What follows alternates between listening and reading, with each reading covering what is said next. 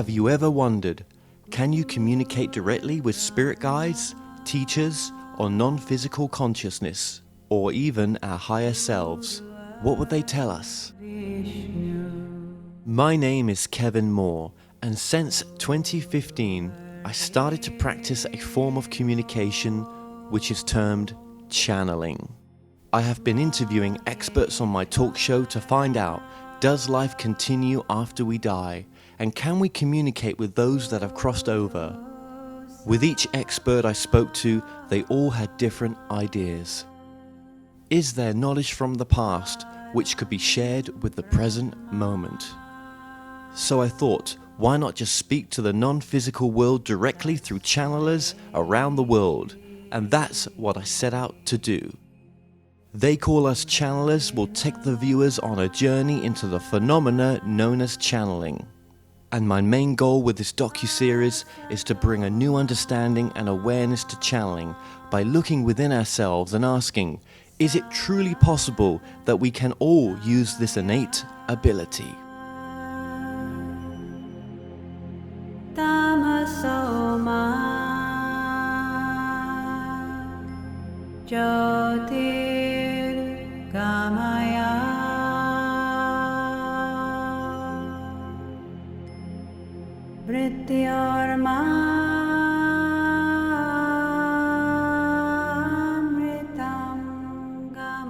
Well, Alan Steinfeld, thank you for joining me. I have wanted to get you on for so long. Thank you. It's such a pleasure to be in your company. You know, you've actually starred in a lot of documentaries as well. Mm-hmm. Yeah, and I've devoted my life, my career, my passion to discovering what is the nature of consciousness on all levels, from channeling to UFOs to health and fitness to whatever is the cutting edge. What got you into studying this? Because obviously that wasn't your career path back in the day. Well, I didn't really have a career path back in the day. I was into psychology. I thought psychology was insight into people's minds because I was fascinated by people's processes of thinking. So actually I went to college to study psychology.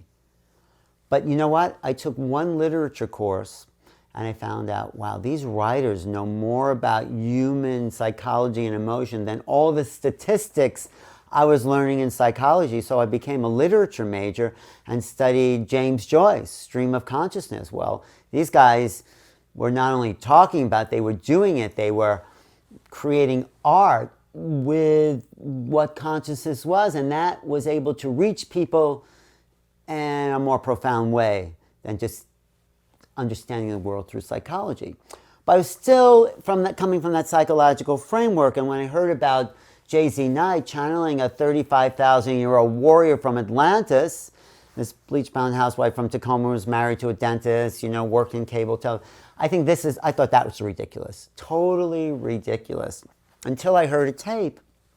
And on that tape, this woman was talking about this skin problem that she had, and she said she tried everything to heal that. And Ramtha, who Jay-Z was channeling, said, have you tried loving it?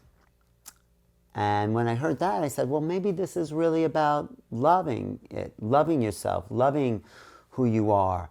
And the first book Ramtha put out was called Loving Yourself into Life. But then I went to see Ramtha. And one of the things I really remembered was, like, everyone wants to see this phenomena of channeling. But what Ramtha says, who's coming through that body? Who are you channeling? Where's the eternal nature of your voice coming from? I said, wow, this is not about somebody else channeling a great spirit or a spirit. This is about, who are we? Where's this coming from every minute? That was the most exciting thing I heard. And then Ramtha I'm sitting in this audience in 1981, October somewhere up on Central Park West and 73rd Street. There's about, I don't know, maybe it could have been 100 people there. And Ramtha looks around the audience, and she's in an altered state when she's one of the deepest channels I've seen. Some people just switch out. She dies, goes to the light, boom. But so Ramtha's there using the body, and then he says, what say you, beloved entity, How be you this day in your time?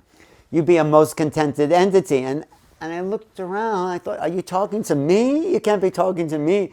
And he goes, indeed. And then at that moment, everything shifted, like consciousness changed. There was like a mist in the room. There was like a distortion of reality. And something in me kind of came out and embraced something coming from that body. And we sort of had this energetic embrace in the middle of the room there. At least that's what it felt like. And then I knew who I was greater than my body. Like the essence of my being was beyond the physical. In that moment, I knew that. And that set me on a path to discover, what is this? Wow, so she's very precious to you for that gift. She awakened that, or Ramtha, he and she, them, awakened that awareness. We all have it. Some people get it listening to Paul Selig. Some people get it in meditation. Some people get it with LSD. However it comes, that's how it came for me, with this awareness. So once you have that awareness, once the door opens to a metaphysical reality, you can't go back through that door. Crazy question. Could you get it even through working out? You can. I had a breakthrough doing jogging once. It's like you push yourself past a thing and you, boom. You know, people have it after falling in love or heartbreak or heart open. You could have it anyway. This awakening, absolutely. But then some people may not recognize what that is. They may become addicted to something that causes it to keep coming through. Right. That's why people do drugs, because, wow, they have this mini awakening. People want to reach God or the God experience, and they get high. And then they think, wow, that's great, but the idea is to realize it and bring it into the body and know it's part of our being. No one's giving it to you. Maybe I was ready for that moment. Maybe if you're working out, something breaks through because you're pushing past your own mental blocks. You know, we see the world like this. Paul Selig's guide say that, but the world is this way. You know, Alex Huxley said if we could see the world as it is, it would be infinite, unlimited. Because who we are is infinite and unlimited. And that's what I did learn from Ramtha. These are great things that you're saying, by the way. Fantastic stuff. And, I mean, if I try to trace back your career, did you have a local TV show? Oh, yeah, that's right. So, you know, after having that experience with Ramtha, I took every workshop with whoever I could to see what's really going on, you know, past life experiences and rebirthing and Reiki and everything that kind of opened up this energetic world, because I realized I was energy. You know, I was energy, you're energy. What is really speaking here is energy.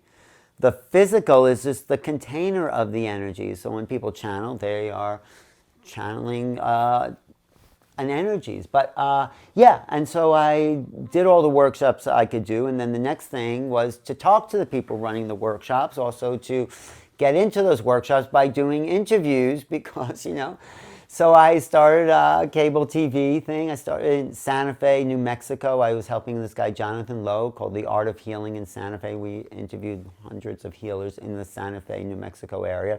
Then it came back to New York. A friend of mine was doing cable. I was helping him a little bit. I said, I can do that. I can ask those questions. I'm more curious than anybody about this nature of reality. And yeah, I started a show on Manhattan Cable Network, MNN, Manhattan Neighborhood Network, and, you know, Time Warner TV. And that was like way before YouTube in 1995. And every week I started to talk to different people about Tantra, about breath work, about any Alex Gray arts. The arts, I think, are very important for me because, in a sense, art is a channeling. Do you think, as a host of a show, you weren't just enjoying being on camera and having that experience as well? It was one of the only ways for your soul to progress was to do that work as well, to interview people, because it was the way it's taking you to where you are now, but also you were also sharing that with your your group as well on it. Right. I started interviewing because I did it for myself first. I wanted to know. So yeah, tell me what you know so I can integrate that knowledge and expand. You know, I'm an Aquarian. I love knowledge. My apartment only has books in it. It's like a storage unit for books, you know. And yeah, there was I was nourished by knowledge. So if I get something from it, and if other people can be watching the program and they can benefit from that, I'm really happy to share it. But I really did it for myself first. Yeah, maybe for my soul growth. I've never thought of it in that way, but yeah, I could say because I wanted to know what these people knew in whatever field they knew it in. And you know, to me, it's all the same thing, whether we're talking about UFOs or health and nutrition or whatever might be the latest healing fad. Here's another thing, right? I think being on camera as well, in the end, you may not stop, in the end, you have to be transparent. It forces you to be. So if you're not going through that spiritual growth transparently, it'll show on camera. Yeah, and I often like to use myself as an example of what I don't know. You know, for my benefit and for maybe the people just coming in. And some people say to me, well, you know more than the people you're interviewing. I mean, maybe that's true, but I want to bring out their knowledge. Does it get to a point in the end, do you think, when in the end you may say, right, maybe not as much as this, or of interviewing everyone, maybe it's going to be a bit more of me talking my truth? Yeah, and I have done that. And I enjoy that. And in my lectures and workshops, I do speak about all the things I've accumulated in what I feel is truth, especially in the UFO movement. We're moving into a different reality. I lecture a lot about what it means to be exoconscious, to meet the other, to meet the alien awareness, to be that, and how we have to start to open up to new possibilities and think about reality in a different way. That's why I call my show New Realities, because it's really about expansion. Now you're still doing that show? Yeah, I've interviewed a bunch of people here at Contact in the Desert this weekend. And your website is? NewRealities.com, and my YouTube channel is New Realities. I have 2,000 something interviews there with 17 million views. It's like, wow. That's good for this field, because I think in this field, after coming to Contact in the Desert right now, I was aware obviously of other shows online, but it's just flooded now, isn't it? Yeah. There's so many people doing this, and... But I think it's great, because Yes. it's getting the word out, you know. One Chinese restaurant opens up on a block, and then another one, and then you go there to eat, to have your pick of whatever you want. So it's like that. I think, just stay on this line just for a second, I think as a someone that's been doing their own talk show for a while, I think, you know, me doing this documentary has definitely taken me out. I was sick to death of doing it a little bit, right? I just felt I couldn't grow with it, and I just wanted something different. And I'm grateful for this experience of getting out to do the documentary, because this is something different completely. Well, you're learning, right? In a very different way. But we're here to evolve. So every guest that I interview, everyone who interviews, is an evolution of me, of my awareness, because I take on their experience. Of course. And remember what Casey said as well, Edgar Casey, because I went to the area and I've interviewed Kevin Tadeushi with the 10,000 readings behind me. Edgar said, research first, then comes enlightenment. And I think there's some truth in that, actually. Sometimes enlightenment comes before the research, and then people are really freaked out. But what are you going to do? That happens. That would freak me out. But it happens. Yes, People, it does. you know, this is why Stan Grof called it the spiritual emergence. Well, then you look at the spiritual emergency, yes, or when you look at someone who has a near-death experience, then they're forced in the end to review this. They may park it for a while because they've got other things in their career to do, but it soon creeps back up and says, knocking on the door. That's right. That's why I love the people like Anita Morjani, who really understood what was happening to them as crossing over to the other side and coming back. And it was like mind-shattering. Wow, she had a real awakening. We're going to get back to exopolitics. Thank you for what you've shared so far. So let's just get your truth on this. What do you think, why are we having this experience? This human experience. What is the purpose of human existence? Well, what Ramtha said, and I always go back there, it's to make known the unknown. We think all of creation has already happened. We're just filling in the paces to complete karma or to whatever you think. But what we're really here to do is push the envelope of creation.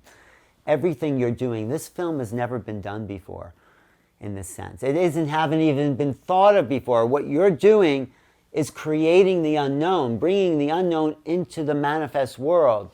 As creator gods, we are here to manifest reality in a new original form and give the world new experiences.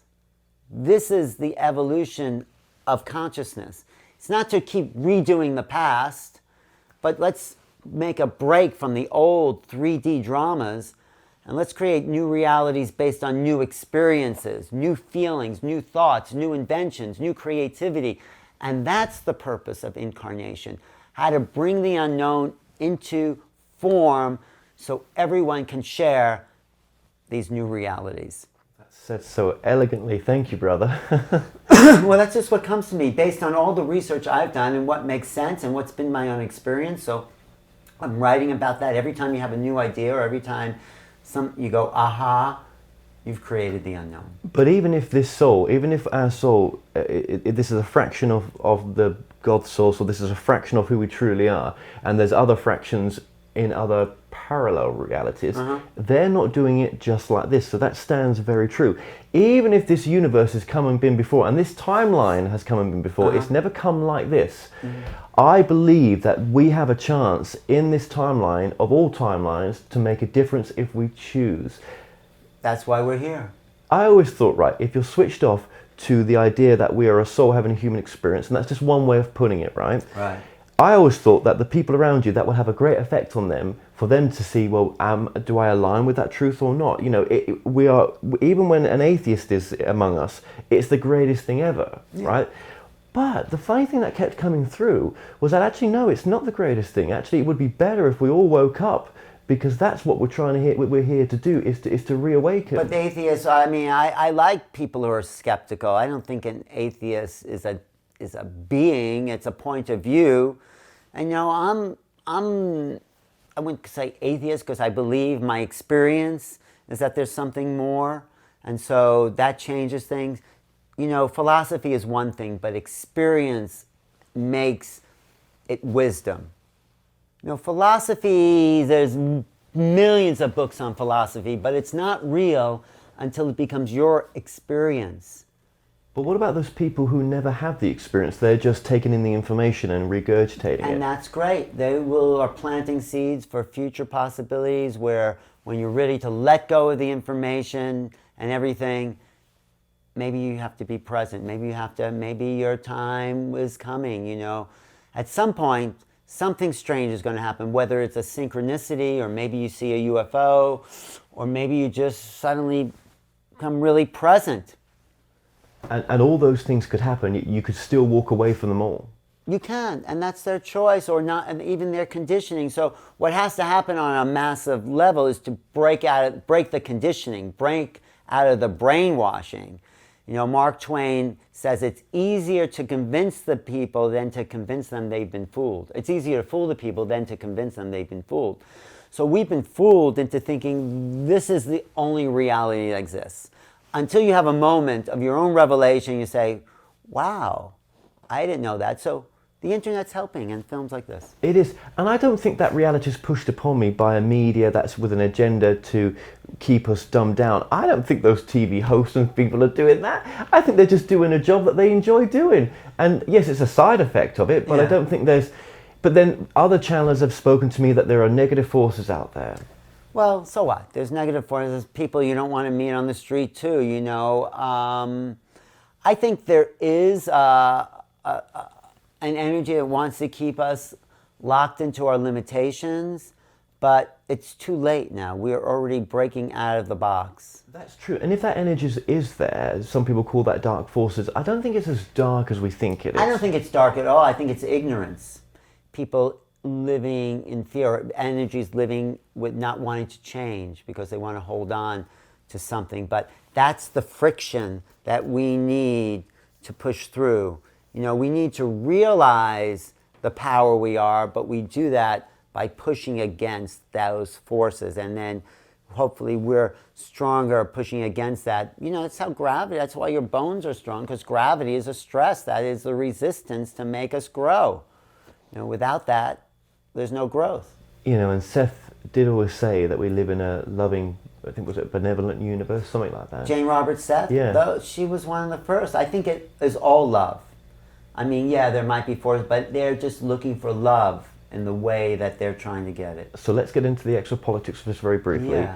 I think everyone here, no matter who they are trying to get the truth. So, I mean, if you see negative aliens, that's your choice. I think the world, you know, there's good people and bad people. Why specify negative aliens when it's the whole existence? And there's nothing negative, just what the raw material says. There's a service to self and the service to all. So that's a progression, you know, but we're all serving ourselves in some level, and that service to self serve the all? I hope so. We're here to serve the all, and that's a choice. So Rebecca Hardcastle Yeah. has termed the phrase exo-consciousness. Yes. And that's something that you align with as well. Yes, and this is about, I mean, it's also about non-local reality, which is what people like Deepak Chopra talk about. You know, is my consciousness local to the brain-mind mechanism, or is it infinite? And I think if you can remote view something that's happening 1,000 miles away, then your consciousness is not local to your brain, which is really what we're talking about with channeling.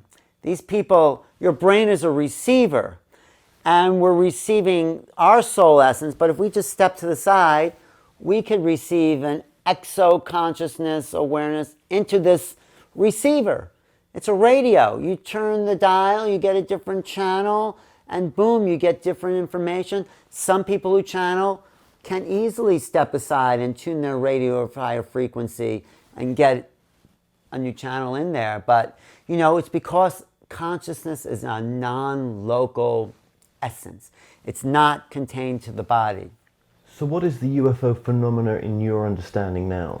The UFO phenomena is teaching us who we are as expanded beings, that we're not separate from the cosmos. Who we are as consciousness is part of the all-wise knowing intelligence that pervades the universe and the multi-universe, and we need to step out of the 3D world to realize intelligence, the great intelligence, exists everywhere in the stars, in the center of the sun, on planets where there's beings who know nothing about us, we don't know anything about them. Consciousness is the unifying factor. And when you get into the UFO ET world, well, what's the commonality? It's that we meet each other on the level of consciousness. They may have a greater intelligence. We may be more emotionally equipped. But beyond all that, there's being to being, or consciousness to consciousness. And this is what we need to come to as the Earth evolves beyond its 3D dramas of war and hate and destruction. What do you think about the abduction phenomena? Well, I think I've been abducted. I've had experiences that were very, very traumatic, that I'm still trying to integrate. But I also think that opened me up to new possibilities. It's like going to the dentist. It's very unpleasant, but then suddenly you have this new equipment, you have new facilities. It's funny you say that. Travis Walton said the same thing He now. did? He says now it was a positive experience. Yeah, and Travis had a really hard time. The abduction phenomena, I mean, if you listen to Bashar, he says it was to help us donate our genetics to create a hybrid race that was half gray, half human, because they need what we have. And you know what we have that they don't have? And Bud Hopkins said, our ability to feel, our emotional capacity for empathy and love and compassion. They don't have that. They developed their intellect. This is my theory anyway. And so they bred emotion out of themselves because they didn't think it was necessary until they hit the wall and they said, oh my God, that doesn't get them to source. You need to feel, and they need our genetics in order to integrate back that soul capacity, because in every gene of your body is a soul essence. And they can create the most incredible ships that travel to time and space, but they can't create life. And that's what we can do. That was, I interviewed Philip Colonel Corso's son. Oh, you did? In Florida just 2 weeks ago. I'm releasing the interview tomorrow. And he gave me an interview from consciousness this time a little bit. And he said what was left out of the Roswell book was all the consciousness side. He said his dad was had a lineage of weirdness with UFOs, and so did his son. Right. So UFOs are teaching us that reality is not what we think it is. And why are they choosing these people? They're working with, it's almost like some people are chosen.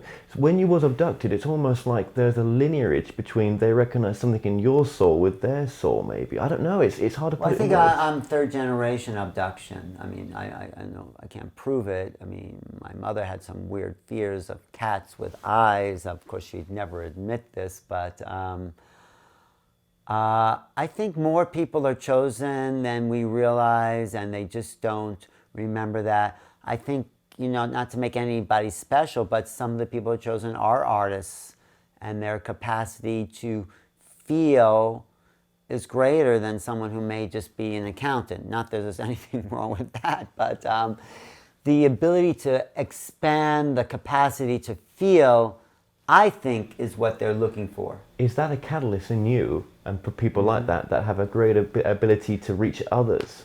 Yeah, arts reach people. They're to make people feel, other songwriters. Yeah. Is our progression their progression? Oh, in that way, yeah, in a sense, our evolution, what we're learning about making known the unknown through the creative actions of manifestation, is contributing to their capacities. I think so. I've never thought of it that way, but I think there is. So they're monitoring us in that way. What Phil Corsa said to me was that this ship was gifted to us, made to look like a crash. Most of it crashed in 47, and some percentage of it crashed in 10 years later in Corona, because it was a time ship. This ship was conscious. It was as conscious as the beings on there, but the beings were these ebens that could travel outside into, to deep space, which we still haven't realized man's body will not take that kind of radiation and all the other elements. They pack people in these gel containers if they're going out that way. So I heard. I don't know.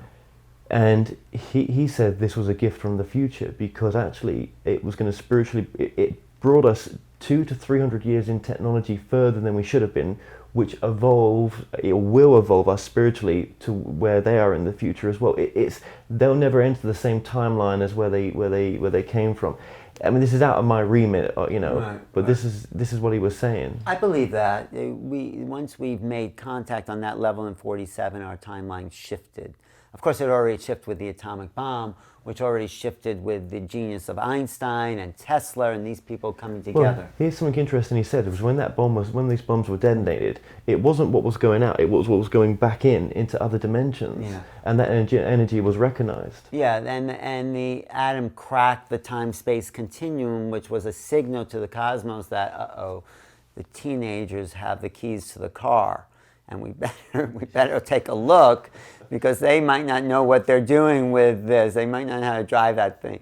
So I think since World War II, in a sense, that great destruction, and I do remember my lifetime from that, maybe from being in the concentration camps and do that, and whatever drama that was an acceleration of soul growth. It wasn't pleasant. I don't recommend it, but it was just another aspect of the infinitude of consciousness, is the foreverness of it. When I spoke to Paul Selly, I asked him one question. This was a question that was just off the cuff, and I think it was a bit uncomfortable, but it was one I wanted to ask, which was about the UFO subject. I don't know, I can't remember what I asked, but the answer back was interesting, was that you always think it's so separate. Mm-hmm. You are that consciousness and they are your consciousness. Yeah, no, absolutely. That's why we can make contact, but we need to stretch as human beings beyond our 3D capacity of awareness. We need to open up the creative mode of being to consider more possibilities. And then we're going to evolve as a planetary civilization. So it's very exciting times because the crack in the ceiling has been made. We are now meeting the other and they're meeting us. And in that meeting, both are expanded. We are expanding into a more capacity as human beings. But let me ask you, after we have disclosure, whatever you want to call it, and free energy and everyone is taken care of, what are we here to do? What are we here to do? What are we here to do once everything's taken, once survival? I always say to myself, did my soul come down for that experience? I don't know so much. I think you don't know what, I think we're here to create. Yes, absolutely, but do I believe is my reality I'm creating a reality of free energy and a reality that you've just described there? I couldn't see that reality coming into my lifetime. But it's already come into your lifetime. Look, you've been given this project to do, you've been taken care of, you've been given everything. You don't have to call it free energy, but you've been given something, so it's already here. Recognize that truth, and you realize that you're actually living in the future. And you've been given something and taken care of, and yes, it's hard work, but you've been given something and you're already living that reality. Well, then I never thought of it like that. That's true. Well, accept it, Well, and thank know you. that you're a manifesting being having created this. Now, that's one thing I do know for sure. Right. When I put my energy and emotions behind this... But that's the destiny of all of humanity. You've been able to do it.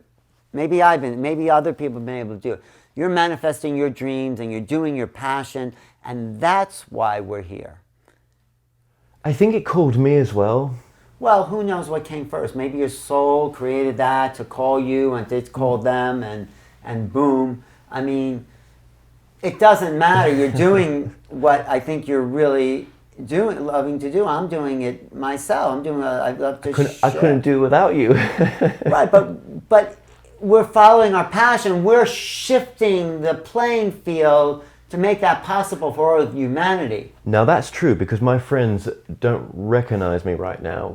They're like, well, how, you're not living a normal life. You've not got a house. You've not got a family. You're not doing the normal things. That's normal is enslavement. It's like you're not living in jail, so we can't relate to you. Maybe freedom is what you're doing and living is what you're doing, and maybe it's not what they're doing, so they will put that down because you've opened a doorway to something new.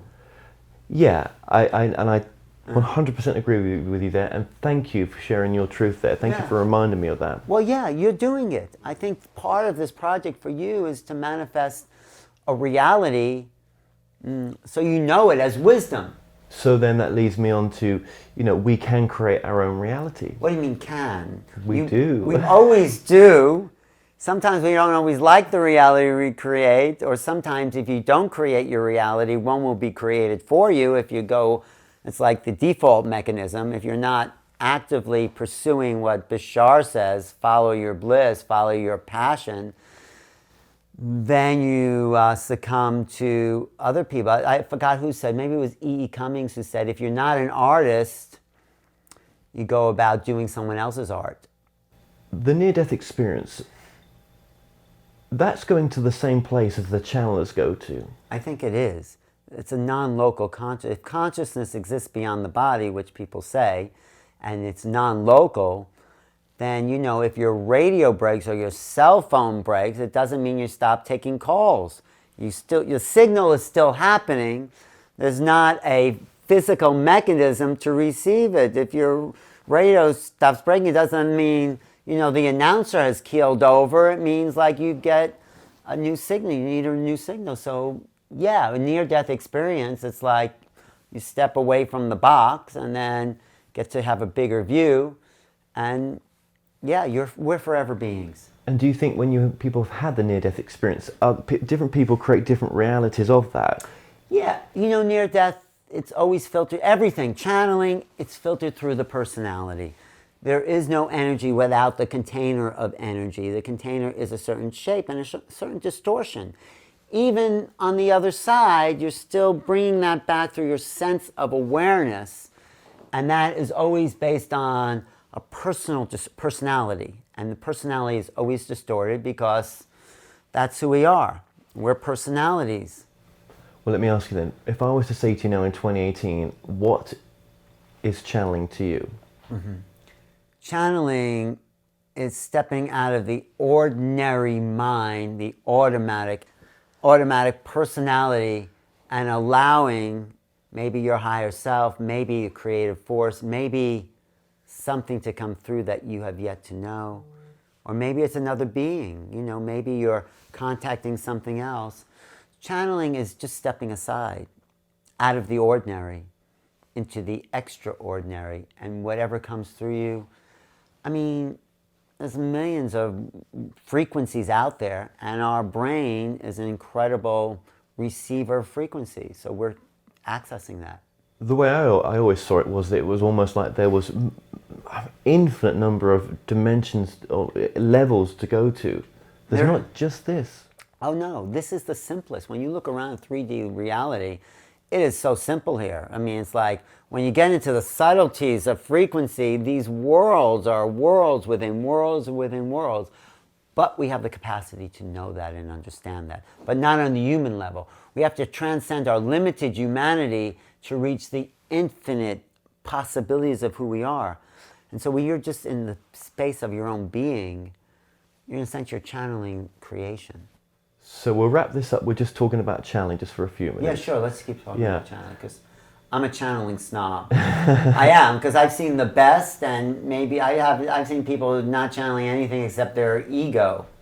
Well, let's talk about that. Yeah. How does someone discern between, when they go to see a channeler, between that which is coming through and that which it really is? Yeah, that is a good question. There's a lot of people who think they're channeling, and there's people who really are. So when I go to a new channel, it's like, all right, am I hearing something that nourishes me? Does it refresh my soul with new information? Or am I hearing what I already know through someone's altered ego personality? I mean, and I hear a lot of junk. People want to be on my show. I want to channel for you. And it's like, no, I don't think so. That's you taking on a false persona, wanting to say what your personality is not allowing you to say. That's not channeling.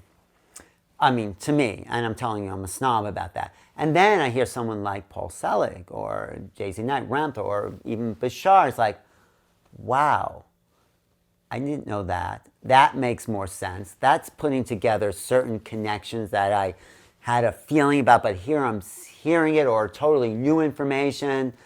And it's like, yeah, that nourished me, and that's how I know for myself. But that only comes really from asking the questions. If you ask the right question, you should get that deeper answer. But that's not just going to come to you. Well, if you were sat with a channeler, nothing's going to come out unless you ask the question. But when I did hear Ramtha the first time, I didn't ask any questions when I was in the audience, and then things came out, and it's like, oh my God, this is truth. This resonates as truth for me. And that set me on my journey. It's like finding out who I am, because I heard truth that reflected what I sensed but wasn't aware of. But what if this channeler was just used to just having the mundane come to them? I've had this with channelers where it's just the normal stuff people are going through, which is important. But when someone comes in to ask those really deep questions, they find that they're actually able to open up a bigger part of themselves. Yeah, that's true too. Sometimes you're right. It is the questions that open the key, especially with people like Paul Selig. They'll only tell you what you ask, because you have to formulate the question. And to get past Paul. Yeah. Yeah. But then Paul's representative. I'd only mention him, right, because we're talking about Paul. He's that's the same as the others, to get past, whoever I've interviewed. Yeah, Paul wants to check out the information. I mean, Paul, and I will push Paul to get out of the way, because I've known him for a long time, said, Paul, just get out of the way and maybe let something come through that you don't know. And sometimes he's like, where'd that come from? I never heard that. And I said, that is great. That's a deeper truth, because, lots of channels want to clarify what's coming through, and it's beyond them. That's why it's channeling. If it wasn't channeling, it would be their personality. Well, there's another thing. we call them the guys, we call them, you know, Bashar, we call them, you know, the light beings, whatever you want to call it, right? Yeah. Is it, they must be an aspect of that which they bring through, otherwise they would not bring it through. Through that person. Yeah. Some cases it's beyond that person. I think Ramtha's beyond Jay-Z Knight. I mean, maybe on some level it's an aspect, there's a resonance, but, you know, I don't say I'm channeling. I wouldn't want to be a channel. I'm too excited about who I am. But, you know, I can just get out of the way and get impressions from people or senses. I wouldn't call that channeling, I call that a psychic awareness. But it's beyond my personality, though. But sometimes when the same information comes through what you've heard before, did you listen in the first place? Did you really take it in the first place? Are you really living it in your life in the first place? No, that's why there's so many channels out there. We need to hear it as much as we can, as many times as we can, so we start to live it. Because all these people, whether they're truly channeling or think they're channeling or not channeling, they're trying to wake us up and each other up, and we're all trying to wake each other up. I got to interview a member of the Seth group recently, not through Mark Frost, but through the original lady that worked with Mark Frost. But not Jane Roberts. If you have to call it Seth or you have to call it this. Well, this was interesting. Yeah. This was the group Seth. The Jane Roberts Seth was not communicating with this lady. It was part of that group. It was not wired to work with her. But this particular member of this Seth group, which was billions of years old, was able to work with Cass. It came knocking on her door. Okay. She did not want it. Now, why call it Seth? Why call it a billion years old? You see, these are all ego attachment. You don't have to call it Seth. Ramtha said, if you have to call it Ramtha, you've missed the point. That was one thing he said. You don't have to call it Seth to give your own channeling legitimacy. You don't have to call it anything. You can say, hey, this is like an aspect of me and my personality. As soon as you qualify, oh, this is a billion years old, or I'm the source, or this is God speaking, that immediately is a red flag for me. So when people come to sit, if you've met a channeler and it says, I'm channeling source. I would totally say that's the source to you, but it's not the source because the source doesn't have a singularity of voice to speak through. I mean, that's my opinion. I would probably say it could be an aspect of source. We're all an aspect of source. So what? It's not source that's coming through individual because the source is all that there is. Yeah, it may manifest, but I don't think it's a being. This is my opinion. It's not a singular force. Jesus was an aspect of the source, or maybe a clear channel of the source, and Buddha was, and other prophets have been. But when you say this is the source, that's a red flag. It's like, okay, I'll see you later, because if you're saying you're the source, that's an ego, in my opinion. And maybe there is source coming through. What do I know? So when you talk about the book Conversations with God, how would you then look at that material? That is his personal connection to his personal God. That's Neil Donald Walsh, in my opinion, without the personality. That's God. God is coming through there. If you get out of the way of your program. So when Neil Donald Walsh wrote that, yeah, he came from a very clear space without his prejudices, without his ego attachments. That was his God. Is it God talking? Well, I don't think God's a singular personality. It's all the all in all, which includes the totality of existence. And what if the actual original God source gave its life for us to have this experience, for it to subdivide itself, and it actually gave itself up, knowing that one time, out of time, in an unfathomable future, right, that it would reconnect, but it would never be the same as it was. It would be something else. Well, that's why it did it, if you want to say it that way. The God, whatever you call that, is always changing. So yeah, the experiment was to let go of the known and go into the unknown on the highest level and on the fractal of that level. That's funny you say that, because just recently when I channeled, and I don't channel much, I'm very resistive to it, right? Okay. I'll be honest with you. But what did come through was my group that I'm working with has gone into the unknown, and it's separated itself, and it's almost on a mission to find the other channelers, I can't. It didn't make much sense. You can't put into words, but no. You are on that mission. That's what I get. Yeah, right. Find the other channelers, but the other channelers are all of us stepping out of the way of what we think we know and we've been programmed to know. It said, together we are stronger than apart.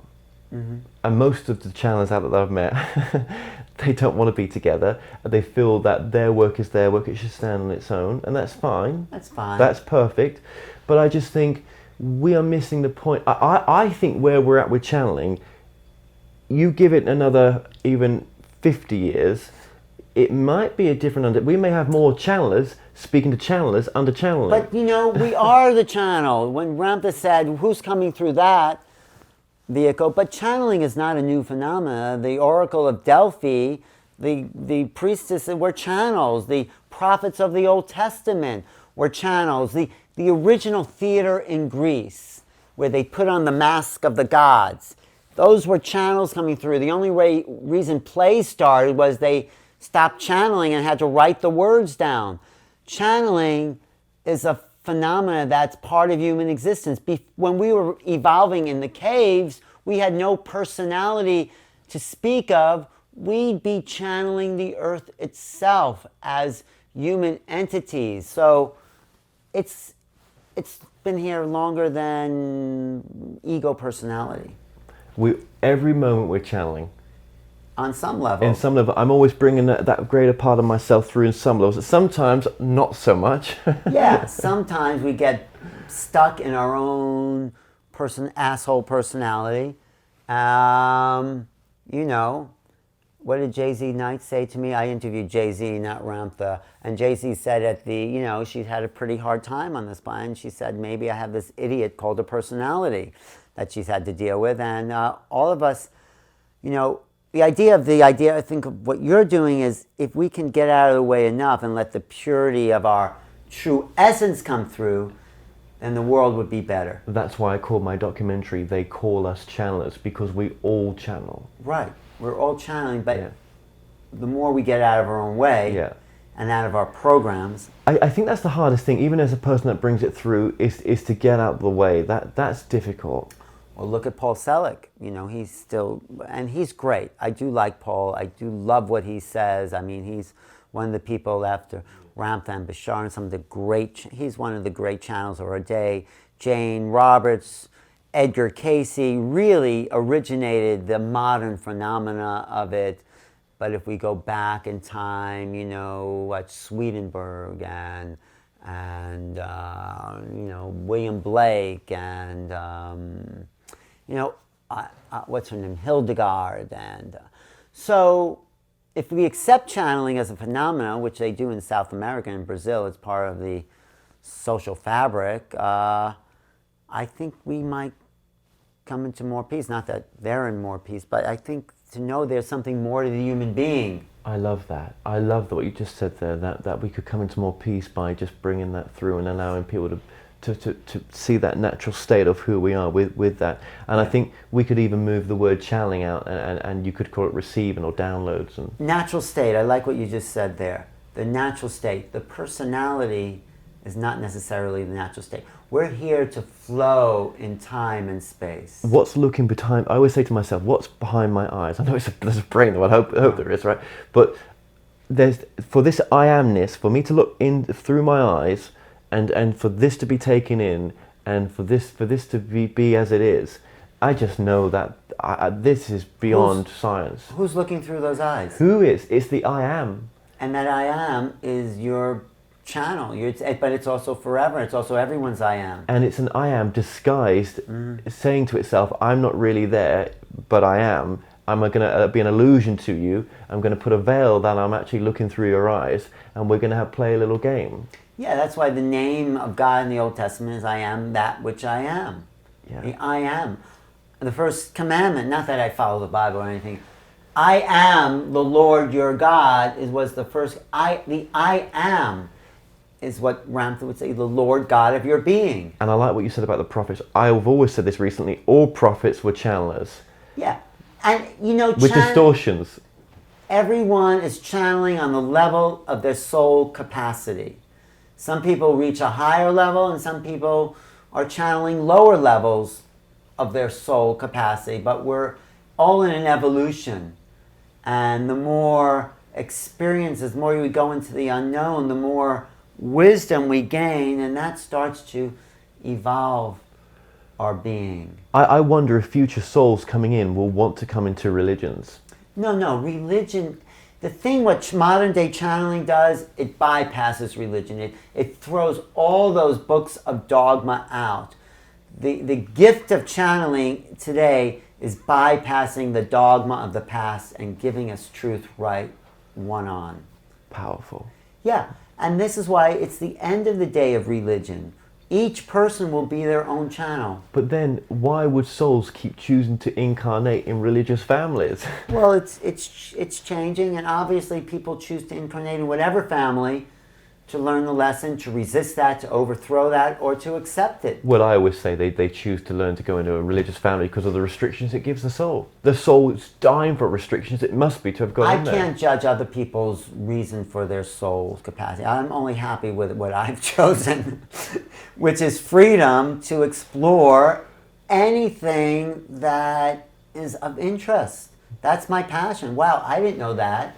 I didn't know that science. And you know, the idea is not to make sense of it, but to become the mystery. We can't solve the mystery. Brother, I really love what you have to say. You know, all your years of research and enlightenment is such a help for all of us watching this and being with you right now. Thank you. Eternally curious. I mean, I want to know everything.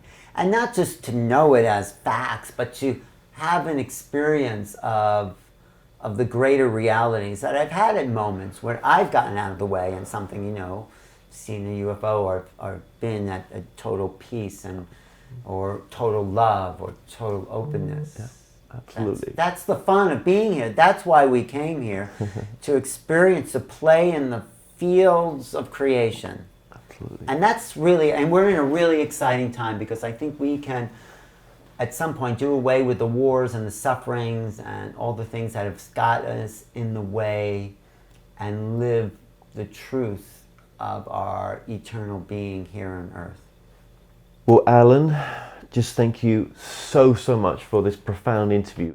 Thank you. So just to sign off, I appreciate your opportunity to allow me to speak, because actually this whole interview was sort of channeled. Because I didn't plan any of it. I don't know what's going to be my reaction to your questions. I get out of the way and let all my years of knowledge and maybe wisdom come through and just speak it out, but I'm not planning it. I stopped planning it. I stopped planning my interviews. So we're channeling. I would say so. On whatever level that our conscious mind exists. We could go to another level, get out of the way, boom. Larry King would do the same thing. He would say he would never plan for interviews because it would bore him. I think it's something else. Yeah, I think it's something else taking place. But thank you for the opportunity. Brother, thank you so much. It's for one of my few guests recently that I'm, again, honored to have on. So thank you. Thank you for what you do, brother. I'm doing what I enjoy doing, and sharing it is definitely part of that truth.